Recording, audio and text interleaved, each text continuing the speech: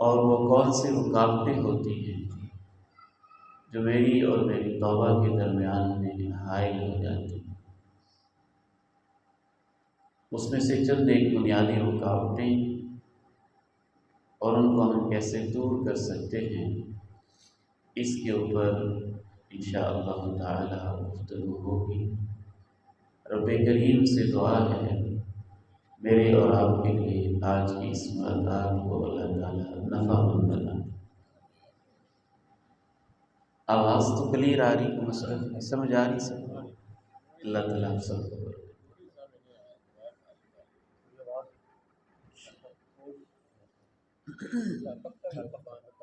جی، اس میں آپ دیکھ لیجئے گا، اگر دور کرنے سے سمجھ آئے تو میں اس کو دور کر سکتا ہوں، قریب کرنے سے زیادہ سمجھ آئے تو یہ قاری صاحب فرما دیں گے، جیسے اشارہ کریں گے ویسے میں انشاءاللہ کر لوں گا، لیکن ہر بھائی کو سمجھ آنا چاہیے انشاءاللہ۔ سب سے پہلی اور بنیادی وجہ یہ ہوتی ہے جو توبہ کی راہ میں رکاوٹ بنتی ہے کہ ہم لوگ توبہ کی اہمیت اور توبہ کے صحیح طریقے اور تصور سے واقف نہیں ہوتے ہیں۔ میں نے ایسے سادہ لوگ بھی دیکھے ہیں جو یہ سمجھتے ہیں کہ توبہ اور استغفار کا مطلب یہ ہوتا ہے کہ استغفار استغفار استغفار بس زبان سے کہہ دیں تو توبہ ہو جاتی ہے۔ میں نے ایسے بیچارے بولے والے لوگ بھی دیکھے ہیں جو یہ سمجھتے ہیں کہ بس کانوں کو ہاتھ لگا لیں، میری توبہ میری توبہ میری توبہ ایسے کہہ لیں تو توبہ ہو جاتی ہے۔ میں نے ایسے بھی بیچارے بھولے والے لوگ دیکھے ہیں جن کو شیطان نے اتنا غفلتوں کے اندر ڈال دیا ہوا ہے کہ وہ یہ سمجھتے ہیں کہ توبہ کی ضرورت ہی کیا ہے، ہم تو آخری نبی کے امتی ہیں اور ہم تو بخشے بخشائے ہوئے۔ تو ایک بنیادی اور اہم وجہ تو یہ ہے کہ میں توبہ تو کرنا چاہتا ہوں لیکن کیوں نہیں کر پاتا کہ مجھے پتہ ہی نہیں توبہ ہوتی کیا ہے، میں جانتا ہی نہیں توبہ کی اہمیت کیا ہے، میں پہچانتا ہی نہیں کہ توبہ کا طریقہ کار کیا ہے۔ یہ بھی انسانوں کی غلط فہمی ہے کہ شاید استغفار کا لفظ بولنے سے، وہ کہتے بھی استغفار ہی ہے، لفظ تو استغفار ہوتا ہے، تو استغفار کا وہ کہتے ہیں لفظ بول دینے سے توبہ ہو جاتی ہے، یا توبہ توبہ کہنے سے توبہ ہو جاتی ہے، یا کانوں کو ہاتھ لگا لینے سے توبہ ہو جاتی ہے، یا پھر یہ ہے کہ ہم تو آخری نبی کے امتی ہیں اور اللہ کے نبی نے ہمارے لیے بہت سی دعائیں کر دی ہیں، ہم تو ویسے ہی بخشے ہوئے لوگ۔ یاد رکھیے، جس طرح سے نماز فرض ہے، روزہ فرض ہے، صاحب استطاعت پہ حج فرض ہے، جس طرح والدین کی اطاعت فرض ہے، جس طرح سے یہ دین کی بنیادی چیزیں فرض ہیں، بعین ہی اسی طرح ہر شخص کے اوپر توبہ کرنا فرض ہے۔ ہم تو نبی کے امتی ہیں، یہاں تو خود نبیوں کا یہ حال ہے کہ جناب آدم علیہ السلام سے جب خطا ہو جاتی ہے تو پوری زندگی ہی روتے رہتے ہیں، اتنا روتے ہیں کہ اللہ نے ان کی مناجات کے الفاظ بھی نقل کیے۔ ربنا ظلمنا انفسنا وإن لم تغفر لنا وترحمنا وإن لم تغفر لنا وترحمنا لنكونن من الخاسرين۔ اے ہمارے رب، ہم سے غلطی ہو گئی ہے، ہم اپنی جانوں پہ ظلم کر بیٹھے ہیں، اگر تو نے ہمیں معاف نہ کیا اور اگر تو نے ہمارے اوپر رحم نہ کیا تو یہ پکی بات ہے کہ ہم نقصان اٹھانے والے لوگوں میں شامل ہو جائیں۔ یہاں تو یہ حال ہے کہ اللہ کے پیارے نبی علیہ السلام جن سے افضل اعلیٰ کوئی نہیں ہے، جن سے برتر کوئی نہیں ہے، جن سے پاکیزہ کوئی نہیں ہے، جن سے اجلا کردار کسی کا نہیں ہے، جو ایسے ہیں کہ انگلی بھی اٹھاتے ہیں تو چاند دو ٹکڑے ہو جاتا ہے، جو اتنے عظیم ہیں یوں ہاتھ اٹھاتے ہیں اور نیچے گرانے سے پہلے اللہ ان کے لب ہلنے کو دیکھ کر ہی دعائیں قبول کر لیتا ہے، جو ایسے ہیں کہ اللہ ان سے کہتا ہے وَلَسَوْفَ يُعْطِيكَ رَبُّكَ فَتَرْضَىٰ، اے میرے محبوب میں آپ کو اتنا کچھ دوں گا کہ آپ راضی ہو جائیں۔ ان کا یہ حال ہے۔ یہ صحابہ کہتے ہیں ہم نے اللہ کے نبی سے زیادہ توبہ توبہ کرنے والا، معافیاں مانگنے والا کوئی نہیں دیکھا۔ ایک مجلس میں ہم اللہ کے پیارے نبی علیہ السلام کے پاس بیٹھے ہوتے تھے، ایک دن میں نہیں، ایک مجلس میں بیٹھے ہوتے تھے اور ایک مجلس کے طرح ہم گن لیتے تھے کہ اللہ کے پیارے نبی علیہ السلام 70 مرتبہ کہہ جاتے تھے اے میرے رب معاف فرما۔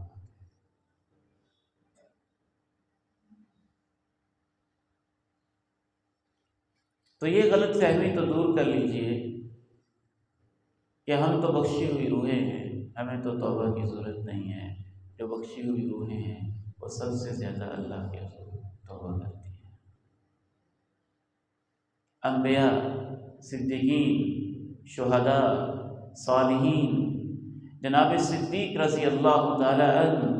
جو ایسی ہستی ہیں کہ انبیاء کے بعد انسانی تاریخ میں ان سے افضل انسان کوئی نہیں ہے۔ اللہ کے پیارے نبی سے پوچھتے ہیں میں نماز کے اندر کیا دعا مانگا کروں، اور آپ کہتے ہیں صدیق تو یوں کہا کرو اللہم انی ظلمت نفسی ظلما کثیرا، یا اللہ میں نے اپنے اوپر بڑے ظلم کیے ہیں اور تیرے علاوہ گناہوں کو معاف کوئی نہیں کرتا، تو مجھے اپنی طرف سے معاف فرما دے کیونکہ تو غفور رحیم۔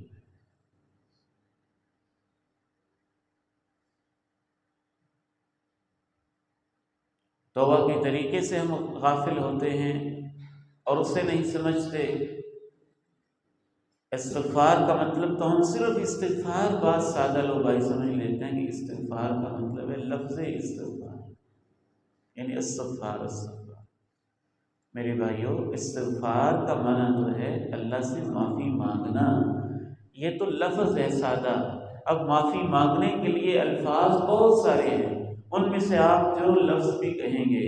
وہ استغفار ہوگا۔ لفظ استغفار اصل مقصد نہیں ہے۔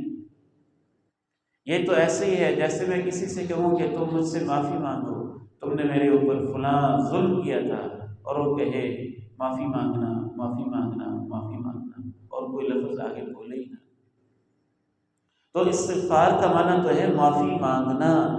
کن لفظوں سے معافی مانگنی ہے وہ بہت سارے ہیں، وہ سینکڑوں ہیں، ان میں سے کوئی بھی لفظ آپ استعمال کر لیں گے تو اللہ دل کے حال کو جانتا ہے، حتیٰ کہ آپ غلط لفظ بھی بول جائیں گے، آپ کی نیت سچی ہوگی تو اللہ آپ کو معاف کر دے۔ ایک بندے نے معافی مانگتے ہوئے فرتے جذبات میں آ کے اتنا غلط بول دیا کہ اس نے کہا اللہ تو میرا بندہ ہے، میں تیرا رب ہوں۔ اللہ جانتے تھے دل کا سچا ہے، لفظ غلط بول گیا، اللہ نے اس کو بھی معاف کر دیا۔ لیکن الفاظ سنت والے ہوں، قرآن والے ہوں، حدیث والے ہوں تو اس میں زیادہ برکت ہے، خیر ہے، بھلائی ہے۔ لا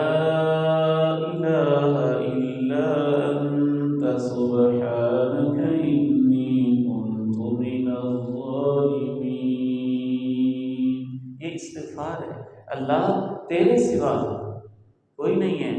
جو عبادت کے لائق ہو، معاف کر سکتا ہو، تو پاک ہے، ظالم تو میں ہوں۔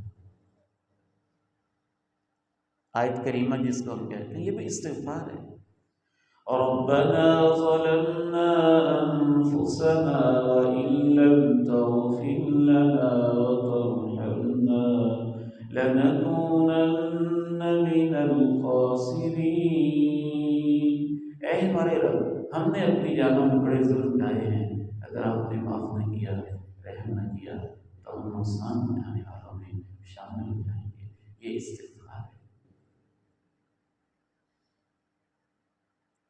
استغفر اللہ الذی لا الہ الا هو الحی القیوم واتوب الیہ۔ میں معافی مانگتا ہوں اس اللہ سے جس کے سوا کوئی الہ نہیں، وہ ہمیشہ سے زندہ ہے اور ہمیشہ زندہ رہے گا، وہی کائنات کے نظام کو سنبھالنے والا ہے، وہی ہمیشہ سے سنبھالتا آیا ہے، میں اس کے حضور توبہ کرتا ہوں۔ یہ استغفار ہے۔ سب سے خوبصورت استغفار کے کلمے اللہ کے پیارے نبی علیہ السلام کے مطابق یہ ہیں جو میں ابھی آپ کو سنا رہا ہوں۔ یہ اتنے خوبصورت کلمات ہیں کہ آپ نے فرمایا صبح جو اس لفظوں کے ساتھ معافی مانگتا ہے، اگر شام تک فوت ہو جائے تو سیدھا اللہ اس کو جنت میں مل جائے۔ اگر شام کو ان الفاظ سے معافی مانگ لے اور صبح تک اس کی موت آ جائے تو اللہ اس کے لیے بھی جنت لکھ دیتا ہے۔ اللهم أنت ربي لا إله إلا أنت خلقتني وأنا عبدك وأنا على عهدك ووعدك ما استطعت أعوذ بك من شر ما صنعت أبوء لك بنعمتك علي وأبوء بذنبي فاغفر لي فإنه لا يغفر الذنوب إلا أنت۔ اے اللہ تو میرا رب ہے، تیرے سوا کوئی الہ نہیں، تو نے مجھے پیدا کیا ہے، میں تیرے وعدوں پہ قائم ہوں، جتنی میرے اندر ہمت ہے میں اقرار کرتا ہوں تیرے احسان بہت ہیں، اور میں اقرار کرتا ہوں کہ میرے گناہ بہت ہیں، تو مجھے معاف کر دے، تیرے سوا کوئی معاف نہیں کر سکتا ہے اور تیرے سوا کوئی الہ ہے ہی نہیں۔ یہ سید الاستغفار ہے، یعنی استغفار کے جتنے بھی الفاظ ہیں یہ ان میں سب سے اعلیٰ ہے، ان سب کا سردار ہے، بہت پیارے الفاظ ہیں۔ تو پہلی وجہ ہمارے سامنے واضح ہوئی کہ ہم استغفار کے معنی سے واقف نہیں، مفہوم سے واقف نہیں ہیں، اس کی اہمیت سے واقف نہیں ہیں، اس کے طریقہ کار سے واقف نہیں ہیں۔ طریقہ کار کے بارے میں اتنی غلطیاں ہیں، لوگوں نے بڑی بڑی گمراہیاں پال رکھی ہیں۔ کچھ کہتے ہیں کہ شاید توبہ کا طریقہ یہ ہوتا ہے کسی پیر کے ساتھ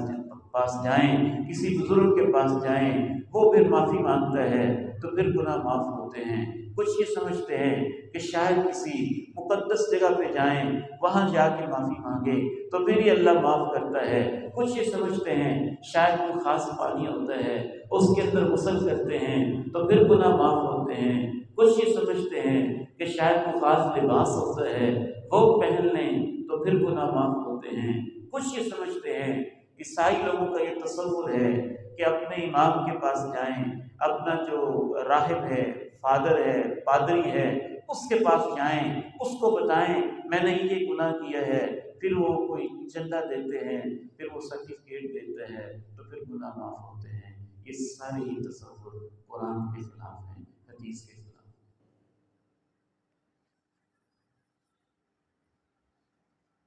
چار شرطیں جو بندہ پورا کر لیتا ہے اللہ اس کے گناہ معاف کر دیتا ہے، صرف معاف ہی نہیں کرتا، معاف کر کے اللہ گناہوں کی جگہ پہ نیکیاں بھی دیتا ہے۔ یمحو اللہ ما یشاء ویثبت وعنده ام الکتاب۔ یمحو اللہ ما یشاء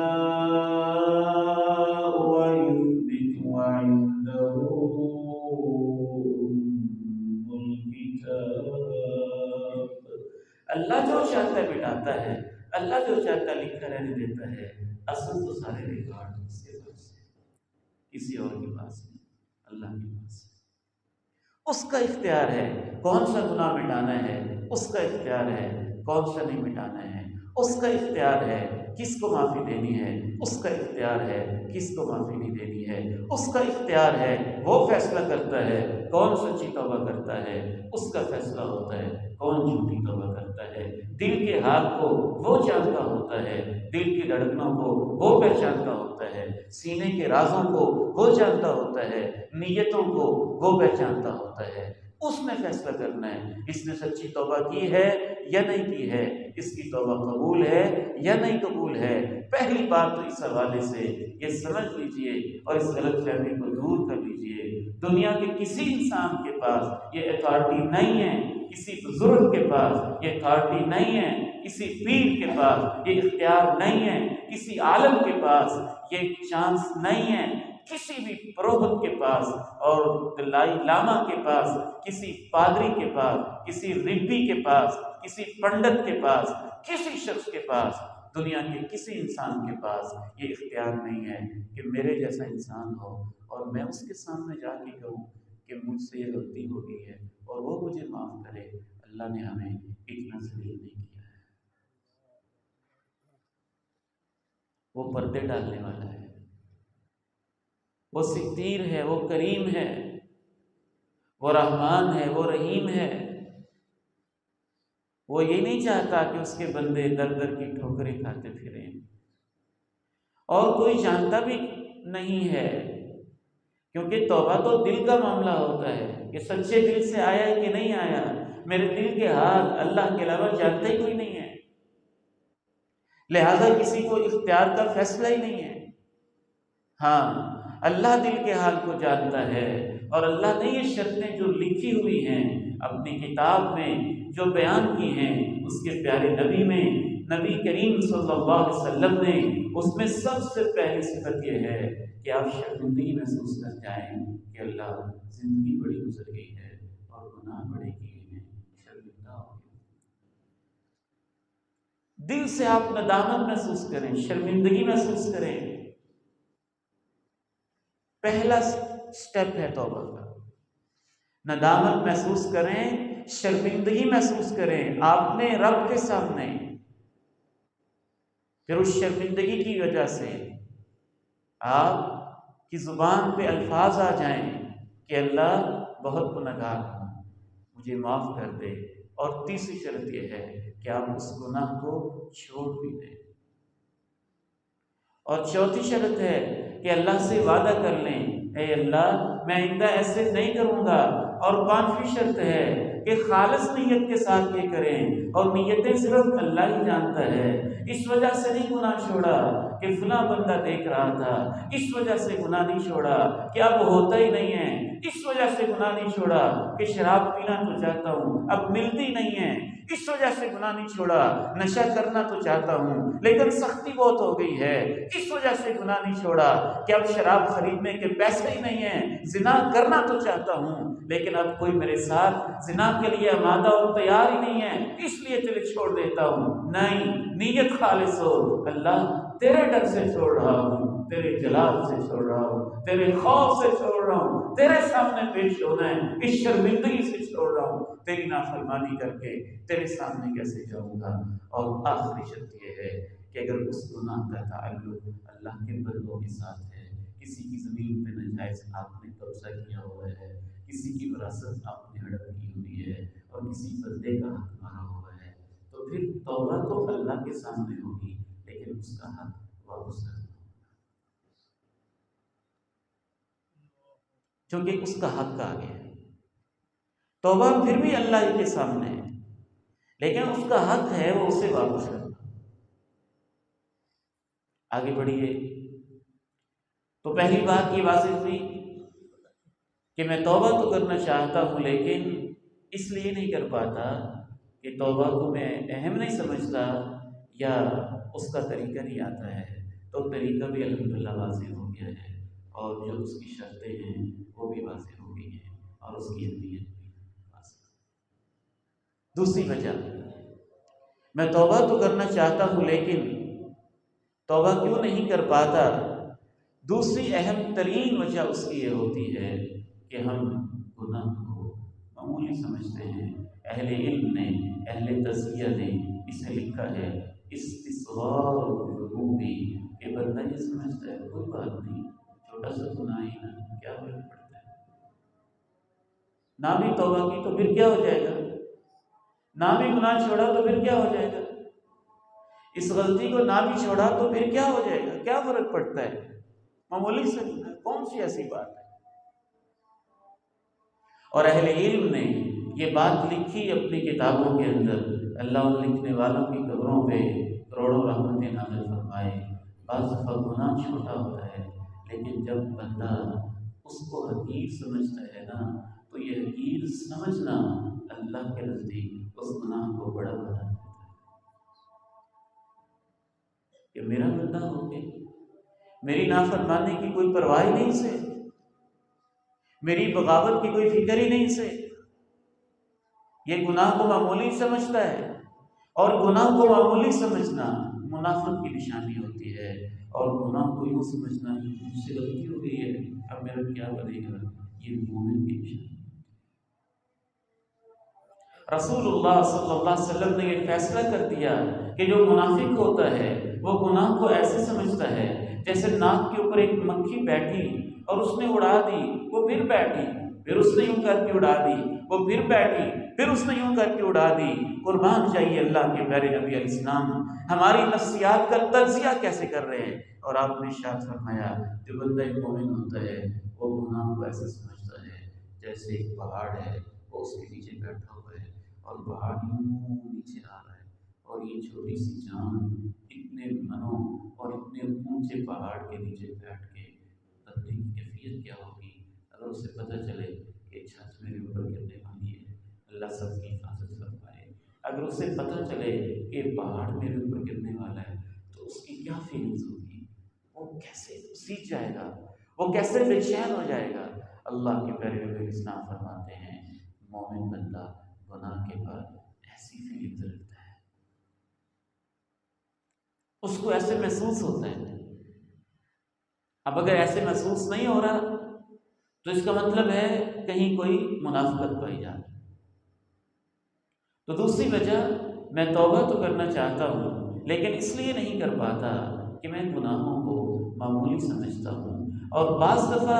جن گناہوں کو ہم معمولی سمجھتے ہیں وہ معمولی ہوتے ہی نہیں ہیں۔ وہ عورت جو جہنم کے اندر داخل ہو گئی تھی اور جس نے بلی کو باندھ کے رکھا تھا، اس نے معمولی ہی تو سمجھا تھا، اور اللہ کے پیارے نبی اسلام فرماتے ہیں کہ میں نے اسے جہنم کی آگ میں دیکھا کہ بلی اس کے چہرے کو نوچ رہی۔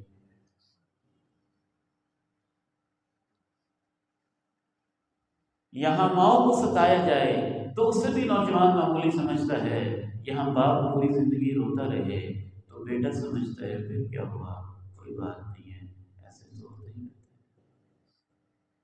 یہاں بہنیں در در کی ٹھوکریں کھاتی رہیں اور گھروں کے اندر صفائیاں کرتی رہیں، اور بھائی ان کی وراثت پہ ناجائز قبضے جما کے بیٹھے رہیں تو بھی کہتے ہیں کوئی بات نہیں، پھر کیا ہوا، زمین ہی ہم نے لیا اور کیا ہو گیا۔ اور یہاں معاملہ یہ ہے کہ اللہ کے پیارے نبی علیہ السلام کی تعلیمات تو یہ کہتی ہیں کہ جن کو تم معمولی سمجھتے ہو نا، ان کو معمولی نہ سمجھا کرو، بعض دفعہ تو چھوٹے چھوٹے گناہ بھی جمع ہوتے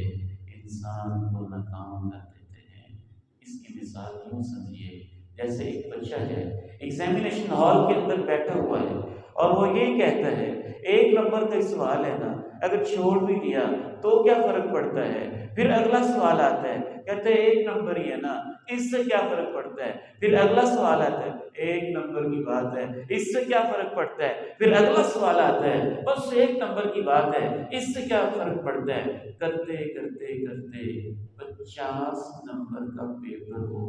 غلط کر دیتا ہے۔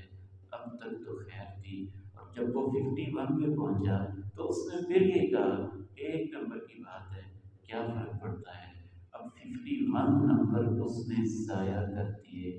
اب دیکھنے کو وہ ایک نمبر ہے لیکن جب 50 کے ساتھ وہ ایک نمبر اور ملا اور 51 ہو گئے تو اس کی 16 سال 20 سال کی محنت پہ پانی پھر گیا اور اس کا رزلٹ فیل ہو گیا۔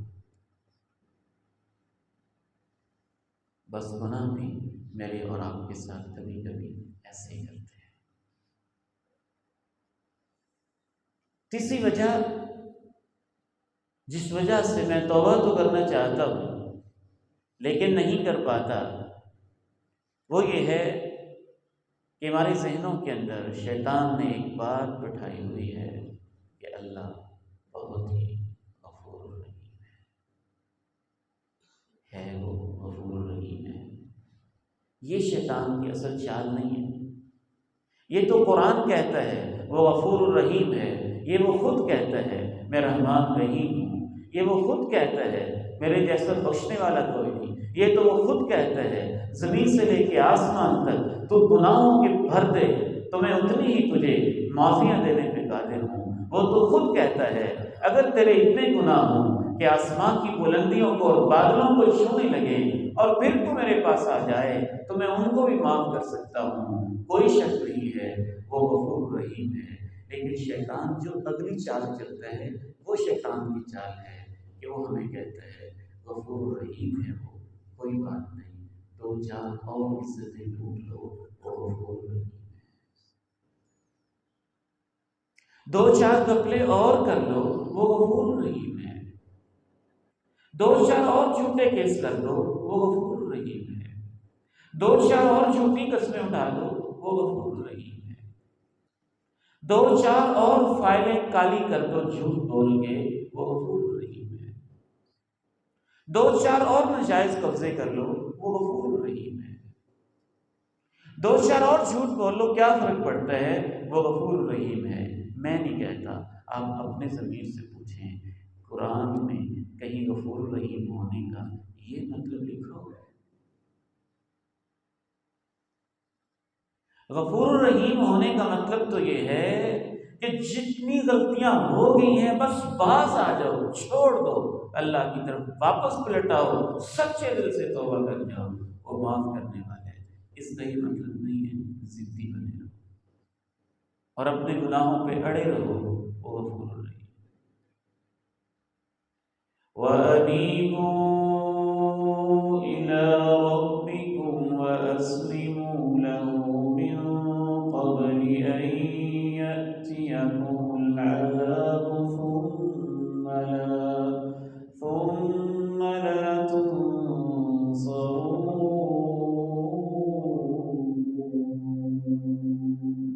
واپس نہ جاؤ، اپنے رب کی طرف پلٹ آؤ، اب اس کے حکم ماننا شروع کر دو، میری پکڑ اور میرے عذاب کے آنے سے پہلے۔ میں توبہ تو کرنا چاہتا ہوں لیکن کیوں نہیں کر پاتا؟ اس کی ایک چوتھی وجہ یہ ہوتی ہے جس کو علماء تزکیہ نے اور اہل علم نے تصویف کا نام دیا ہے کہ ہم توبہ کو ٹالتے رہتے ہیں۔ میں کر لوں گا توبہ، بس تھوڑی سی میری نا بال سفید ہو جائیں تو میں توبہ کر لوں گا، حج سے رہتا ہے میرا، میں وہ کر لوں، اس سے پہلے جو گناہ ہوتے ہیں کر لوں گا، پھر جب حج کروں گا توبہ کر لوں گا۔ بس میری بیٹیوں کی شادی رہتی ہے، اس وقت تک تو میں نے کرپشن کرنی ہے، اور جب میں بیٹیوں کی شادی کر لوں گا پھر میں توبہ کر لوں گا۔ میرا ایک مکان رہتا ہے بننے والا، میں وہ بنا لوں تو پھر میں توبہ کر لوں، بس یہ میں نے ایک پلاٹ خریدنا ہے، یہ میں خرید لوں پھر میں توبہ کر لوں، بس اگلے مہینے کر لوں گا، کل کر لوں گا، اگلے سال کر لوں گا، بس 2-4 دن کی بات ہے پھر میں توبہ کر لوں۔ یہ سارے وہ مختلف بہانے ہوتے ہیں جن سب کو جمع کر کے علماء نے کہا ہے کہ ان سب کو کہتے ہیں تصویف، سوف کر لوں گا، کر لوں گا، کر لوں گا۔ اب اس کے لیے بہانے ہر بندے کے اپنے اپنے ہوتے ہیں جو اس نے بنائے ہوئے ہوتے ہیں۔ ان سارے بہانوں کا علاج ایک ہی علاج ہے، بندہ سوچ لے اللہ مجھے اور آپ کو توفیق دے دے تو اس کے سارے بہانے ختم ہو جائیں۔ یا ایھا الذین آمنوا اتقوا اللہ حق تقاتہ، ولا تموتن إلا وأنتم مسلمون۔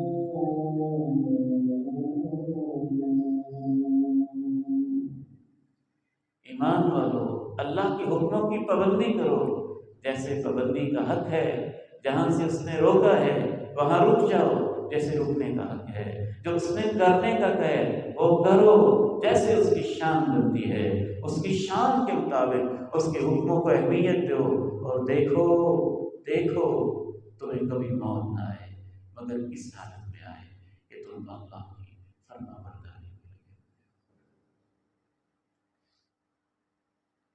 امام ابن قیم رحمہ اللہ کہتے ہیں کہ توبہ میں جلدی کرنا یہ اہل ایمان کی نشانی ہوتی ہے، اور اہل ایمان اتنی جلدی کرتے ہیں برائی کا خیال آئے تو اس کو چھوڑ دو، اس سے بھی توبہ کر جاؤ، اگر نہیں کرو گے وہ ارادہ بن جائے گا، اسے چھوڑو، ارادے کو نہیں چھوڑو گے عزم بن جائے گا، اب بھی اس سے توبہ کرو، عزم سے توبہ نہیں کرو گے وہ برائی عمل میں ڈھل جائے گی، اب بھی اس سے توبہ کرو، اگر تم نہیں کرو گے تو وہ برائی تمہاری عادت بن جائے گی، اب بھی اس سے جان چھڑاؤ، اگر تم جان نہیں چھڑاؤ گے تو وہ عادت تمہاری فطرت بن جائے گی، اور جب وہ پکی فطرت بن جائے گی پھر تم توبہ کرنا بھی چاہو گے توبہ نہیں کر سکو گے، اور ڈر لگتا ہے کہ پھر تمہاری موت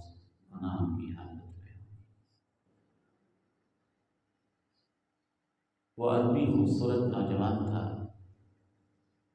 ایک عرب ویب سائٹ کے اوپر میں نے پڑھا اور حیران رہ گیا کہ شیطان انسان کو توبہ سے کیسے دور کرتا ہے۔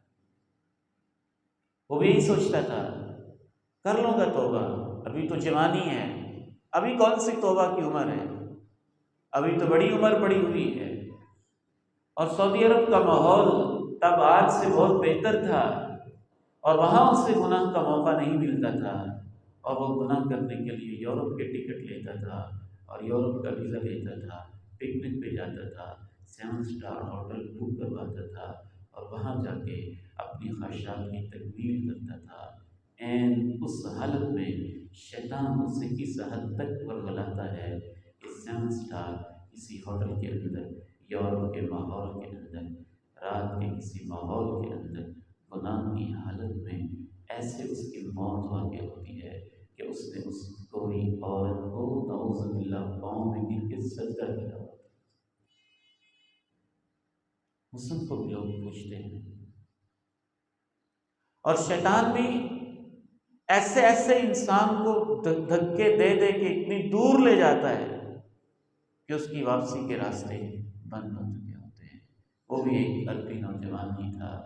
تو یہی سوچتا تھا، اور پھر وہ پکنک منانے گیا تھا، بس آج نشہ چھوڑ دیتا ہوں، کل چھوڑ دیتا ہوں، پکنک منانے چلے گئے، اور راستے میں ایکسیڈنٹ ہوا، اور ایک خوبصورت ایمان والا نیک عربی نوجوان اس کے پاس بیٹھ گیا، اس نے دیکھا کہ مرنے کی حالت میں ہے، اور اس سے کہنے لگا قل لا الہ الا اللہ، لا الہ الا اللہ پڑھ دو،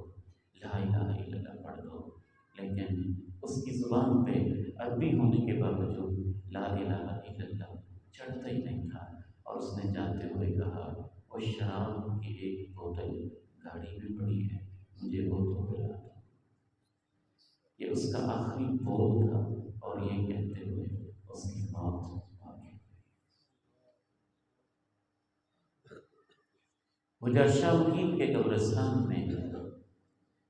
میری عمر کے بہت سارے لیٹے ہوئے ہیں، وہ بھی میری اور آپ کی طرح یہی سوچتے تھے تعلیم ہوتا ہوگا۔ 20-21 سال کے نوجوانوں کی قبریں بھی ہیں، وہ بھی یہی سوچتے تھے توبہ نہیں ہوگا، بڑا وقت پڑا ہے۔ یا ایھا الذین آمنوا اتقوا اللہ حق تقاتہ ولا تموتن الا وانتم مسلمون۔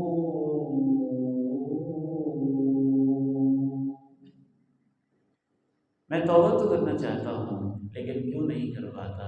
اس کی 5ویں وجہ یہ ہوتی ہے مجھے خطرے لگتے ہیں، مجھے خدشات لگنے لگتے ہیں، اچھا پھر میری کمائی کا کیا بنے گا، میں یہ سوچ چھوڑ تو دوں، میری انکم کا میں یہ حرام چھوڑ تو دوں، پھر لیکن میرا گزارا کیسے ہوگا؟ وہ میرے دوست مجھے کیا کہیں گے؟ وہ مجھے دھمکیاں دیتے ہیں، تم توبہ کر بھی لو تو ہم بتا دیں گے تمہاری زندگی کیسے ہوتی تھی، اب تم کتنے نیک بنے پھرتے ہو۔ اس طرح کی وجوہات بھی توبہ کی راہ میں رکاوٹ بن جاتی ہیں کہ انسان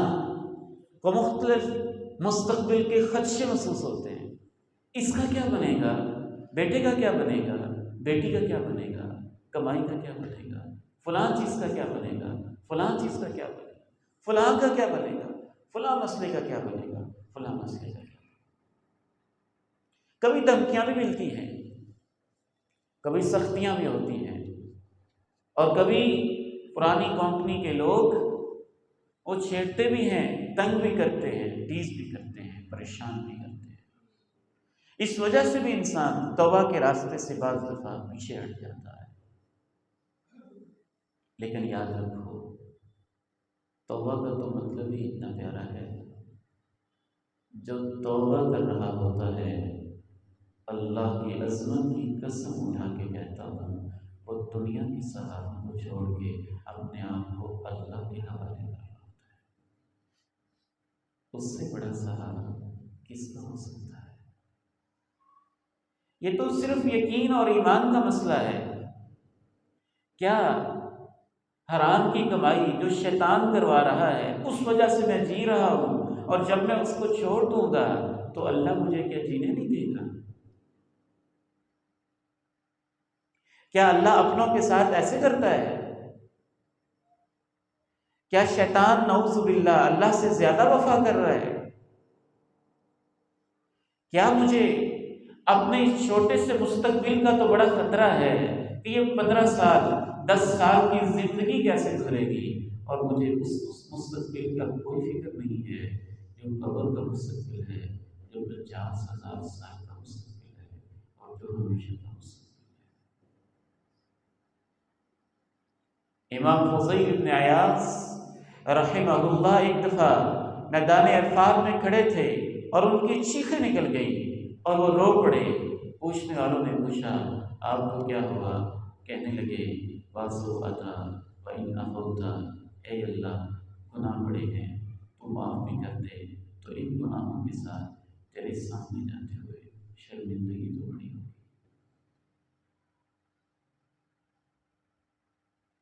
ہمیں تو ماں کے سامنے جاتے ہوئے شرم آتی ہے اس دن جب ماں کی بات نہ مانی ہو،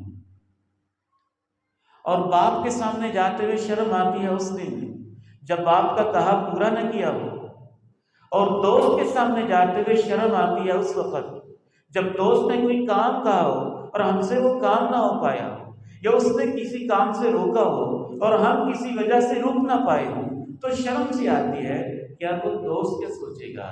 کیا اللہ کا مقام ہمارے دلوں میں اتنا ہی تھوڑا ہے؟ ہم سب سے شرماتے ہیں اور ایک اللہ سے نہیں شرماتے۔ ما لكم لا ترجون لله وقارا وقد خلقكم أطوارا ألم تروا كيف خلق الله 7 سماوات طباقا وجعل القمر فيهن نورا وجعل الشمس سراجا والله أنبتكم من الأرض نباتا ثم يعيدكم فيها ويخرجكم إخراجا والله جعل لكم الأرض بساطا لتسلكوا منها سبلا فجاجا۔ توبہ تو اللہ کی طرف جانے کا نام ہے، شیطان کی پارٹی کو چھوڑ کے رحمان کی پارٹی میں شامل ہونے کا نام ہے، حزب اللہ کے اندر شامل ہونے کا نام ہے، حزب الشیطان کو چھوڑنے کا نام ہے۔ کیا وہ بندہ بھی کبھی پریشان ہوتا ہے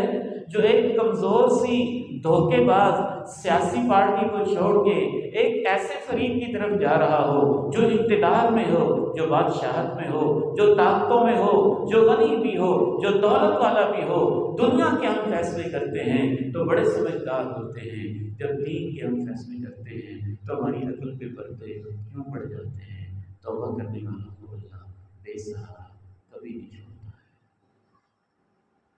وہ ان کے ساتھ ہوتا ہے، وہ ان کو استقبال کرتا ہے، وہ ان کو ویلکم کہتا ہے، وہ ان سے پیار کرتا ہے، وہ ان سے محبت کرتا ہے، وہ ان کو اپنا بناتا ہے، اور ایسا اپنا بناتا ہے، ایسا اپنا بناتا ہے جن کو اللہ سچی توبہ کی توفیق دیتا ہے، یقین اور ایمان دے دیتا ہے۔ تم تو مرد ہو، وہ عورت ساتھ ہو کے بھی ایسی توبہ کرتے ہیں، دھمکیوں کی پرواہ نہیں کرتے، بادشاہوں کی پرواہ نہیں کرتے، ان کی سزاؤں کی پرواہ نہیں کرتے۔ سیدہ آسیہ کیا عظیم خاتون تھی، جب اللہ ان کو توبہ کی توفیق دے دیتا ہے، وہ دھمکیاں ملتی ہیں، فرعون جیسا جابر بادشاہ اپنی گرزیں، اپنے ہرکارے، اپنے نمائندے، اپنے جلاد سارے اس کے مخالف، ساری دھمکیاں سیدہ آسیہ کے لیے زمین پہ لٹایا ہوا، کیل گاڑے ہوئے، اور سیدہ آسیہ کو سزائیں مل رہی، مشقتیں مل رہی، لیکن میرا ایمان یہ کہتا ہے کہ جو سچی توبہ کر جاتا ہے، اللہ کی عظمت کی قسم اٹھا کے کہتا ہوں، اس کو کانٹوں پہ لیٹ کر بھی وہ سکون ملتا ہے جو مخمل کے بستر پہ نہیں مل رہا ہوتا۔ تو سیدہ آسیہ نے کیا کہا؟ رب ابن لي عندك بيتا في الجنة ونجني من فرعون وعمله ونجني من القوم الظالمين۔ دیکھنے میں ان کے اوپر کیل لگے ہوئے تھے، دیکھنے میں سیدہ آسیہ دھوپ میں تھی، دیکھنے میں جلاد گھوڑے برسا رہے تھے، لیکن حقیقت یہ تھی کہ سیدہ آسیہ کو اللہ جنت اور جنت کے محل دکھا رہا تھا، اور وہ مسکرا کے کہہ رہی تھی، اللہ میں فرعون کے تخت و تاج کو جوتے کی نوک پہ ٹھوک کر مارتی ہوں، تو اپنے پڑوس میں جنت میں ایک محل مجھے نصیب کرو۔ اس کی طرف کوئی آگے تو دیکھے۔ وہ مرثد رضی اللہ تعالیٰ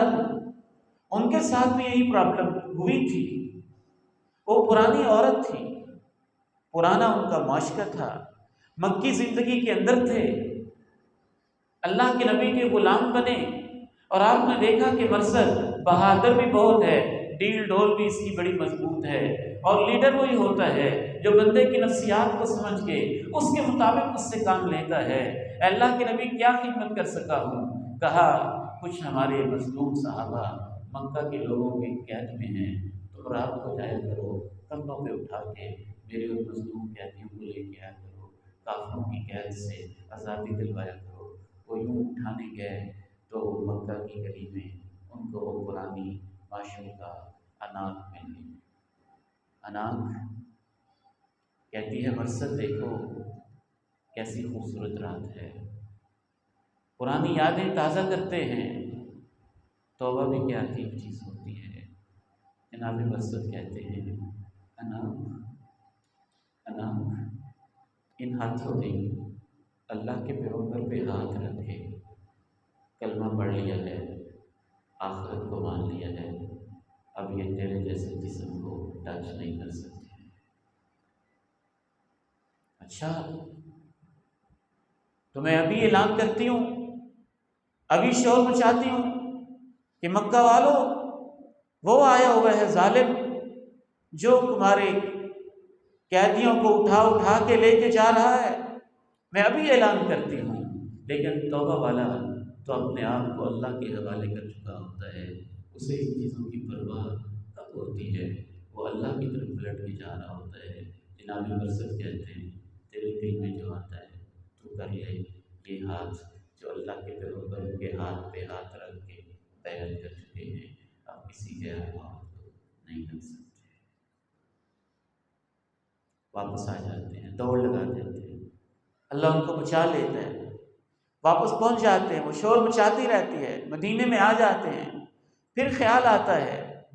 اللہ کے پیارے نبی علیہ السلام سے مسئلہ پوچھ لیتے ہیں، اے اللہ کے پیارے نبی، زنا سے تو اللہ نے مجھے بچا لیا ہے، لیکن اگر میں اس کے ساتھ نکاح کرنا چاہوں تو کیا نکاح اور شادی کی اجازت ہے؟ تو اللہ کا قرآن اتر آتا ہے، بدکار عورت سے اہل ایمان نکاح نہیں کرتے، کیونکہ اگر وہ توبہ کر جاتی تو اور بات تھی نا، وہ اس نے تو توبہ کی نہیں ہے، توبہ کر جائے تو اور بات ہے، وہ تو اپنی برائی پہ ابھی تک قائم ہے، بے غیرتی کے اوپر قائم ہے، تو اس کے ساتھ ایمان والا مرد کیسے نکاح کر رہے؟ نہیں اجازت دی گئی۔ آخری بات، آخری وجہ عرض کر کے میں آپ سے اجازت چاہوں گا، ایک آخری وجہ، میں توبہ تو کرنا چاہتا ہوں لیکن جو میری راہ کے اندر رکاوٹ بن جاتی ہے وہ ماحول ہوتا ہے۔ تاک رات میں آئے، تھوڑے سے آنسو بہائے، ایمان کی تازگی ملی، اور عید کی رات وہی پرانے دوست، وہی پرانی محفلیں،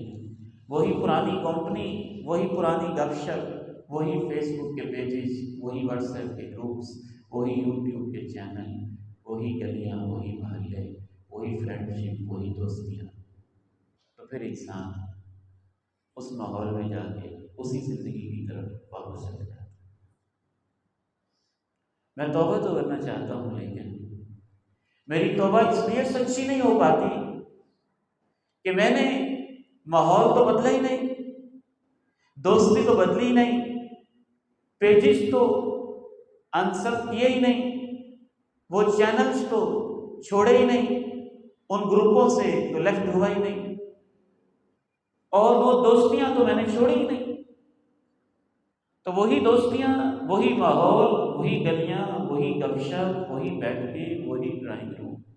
انسان کو پھر اسی دنیا میں واپس لے جاتے ہیں، اور اس کی توبہ عارضی ثابت ہوتی ہے، وہ اس میں قائم نہیں رہ پاتا۔ اس لیے اہل ایمان نے لکھا، اور اللہ کے پیغمبر علیہ السلام کی حدیث سے معلوم ہوتا ہے کہ جو سچی توبہ کرتے ہیں نا، اس میں یہ شامل ہوتا ہے کہ وہ اس ماحول سے بھی توبہ کر جاتا ہے، اور ان دوستیوں کو بھی اللہ کی خاطر قربان کر دیتا ہے، اور ان محفلوں کو بھی اللہ کی خاطر چھوڑ دیتا ہے، وہ ایمان کی محفلیں، نئی محفلیں ڈھونڈتا ہے، وہ دین والے دوست، نئے دوست بناتا ہے، وہ مسجد والے تعلق، نئے تعلق بناتا ہے، وہ قیام اللیل والے تعلق، نئے ریلیشنز ڈیولپ کرتا ہے، وہ آنسوں والے تعلق، اعتکاف والے تعلق، انابت والے تعلق، دین والے، خیر والے تعلق، نئے تعلق بناتا ہے، پرانی دوستیاں چھوڑ دیتا ہے۔ ہاں، جب وہ نیا ماحول میں آ جاتا ہے تو پھر کبھی پرانے دوستوں کی طرف جائے تو دوستیاں نبھانے نہیں جاتا ہے، ان دوستوں کو بھی نئی دنیا کی طرف لانے کے لیے جاتا ہے، ان کو بھی اس نئے ماحول میں ڈالنے کے لیے جاتا ہے، خود ڈلنے نہیں، ان کو ڈالنے جاتا ہے، پھر اس میں خیر ہوتی ہے، پھر اس کے ذریعے سے اللہ اتنے لوگوں کو واپس لاتا ہے کہ شاید اگر وہ پہلے وہ گناہ نہ کر رہا ہوتا تو نہ وہ واقف ہوتا کہ گناہوں کی دنیا کیا ہوتی ہے، نہ اسے پتہ ہوتا ایمان کے جذبے کیا ہوتے ہیں، اور شاید وہ واپس نہ لا سکتا، پھر وہ اتنا بندہ مومن بنتا ہے کہ اس ایک بندے کی وجہ سے اللہ پوری کمپنیاں اور پوری گینگ کو ہدایت نصیب کرتا۔ وہ کوئی چھوٹا سا مجرم تو نہیں تھا، وہ تو 100 انسانوں کا قاتل تھا، 99 قتل کیے ہوئے تھے اس نے، 99 قتل، اور جب اس کو ایک اللہ والا ملا تھا تو اس نے یہ مسئلہ بھی بتایا تھا کہ کون ہوتا ہے جو تجھے یہ غلط فتویٰ دیتا ہے کہ تیری توبہ قبول نہیں ہوگی، اللہ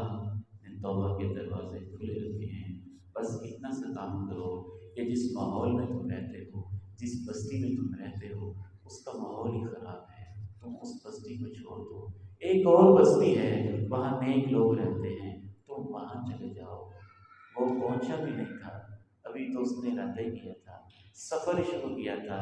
اللہ بھی کتنا مہربان ہے، بالکل آدھے راستے میں اس کی موت واقع ہو جاتی ہے۔ اب آدھا فاصلہ جو ہے وہ پرانے ماحول والا ہے، اور آدھا فاصلہ جو ہے وہ نیک بستی والا ہے، اور بیچ میں اس کی موت آ جاتی ہے۔ رحمت کے فرشتے بھی آ جاتے ہیں، عذاب کے فرشتے بھی آ جاتے ہیں۔ رحمت کے فرشتے کہتے ہیں یہ توبہ کر کے آ رہا تھا، ہم اس کی روح کو لے کے جائیں گے۔ عذاب کے فرشتے کہتے ہیں یہ 99 انسانوں کا قاتل ہے، ہم اس کی روح لے کے جائیں گے۔ فیصلہ اللہ کی طرف سے کیا جاتا ہے کہ تم پیمائش کر لو، اس کی لاش نیک لوگوں والی بستی کے قریب ہے یا برے ماحول کے قریب ہے۔ وہ گرتے ہوئے بھی جب سچی توبہ کرتا ہے تو جذبہ ہی ایسا ہوتا ہے کہ جب وہ نیچے گرتا ہے نا تو اپنے سینے کو گرتے گرتے نیک لوگوں کی بستی کی طرف یوں آگے کر کے گرا لیتا ہے، اور اتنا ہی وہ نیک لوگوں کے قریب ہوتا ہے اور حکم مل جاتا ہے اس کی روح کو رحمت کے فرشتے میری جنتوں میں لے کے آتے ہیں۔ إن الذين قالوا ربنا الله ثم استقاموا تتنزل عليهم الملائكة ألا تخافوا ولا تحزنوا وأبشروا بالجنة التي كنتم توعدون۔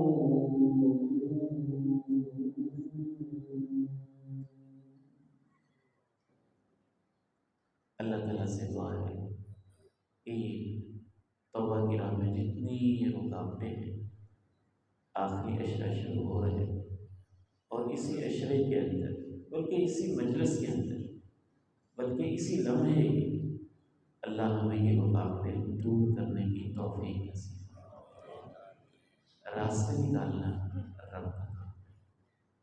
راہیں دکھانا رب کا کام ہے، انگلیاں تھام لینا رب کا کام ہے۔ اس کی طرف پلٹ کے تو دیکھیں، وہ ایسے سنبھالے گا جیسے کوئی ماں بھی نہیں سنبھال سکتی، اور وہ ایسا پیار دے گا جیسے کوئی باپ بھی نہیں دے سکتا۔ وَمَن يَتَّقِ اللَّهَ يَجْعَل لَّهُ مَخْرَجًا وَمَن يَتَّقِ اللَّهَ يَجْعَل لَّهُ مَخْرَجًا۔ جو تقویٰ کی زندگی میں آنا چاہتا ہے اس کے نکلنے کے راستے تو اللہ خود پیدا کرتا ہے، بشرطے کہ سچا دل لے کے تو آئے اور سچی نیت سے تو آئے۔ اللہ تعالیٰ سے دعا ہے مجھے اور آپ کو یہ توفیق نصیب فرمائے۔ وآخر دعوانا ان الحمد للہ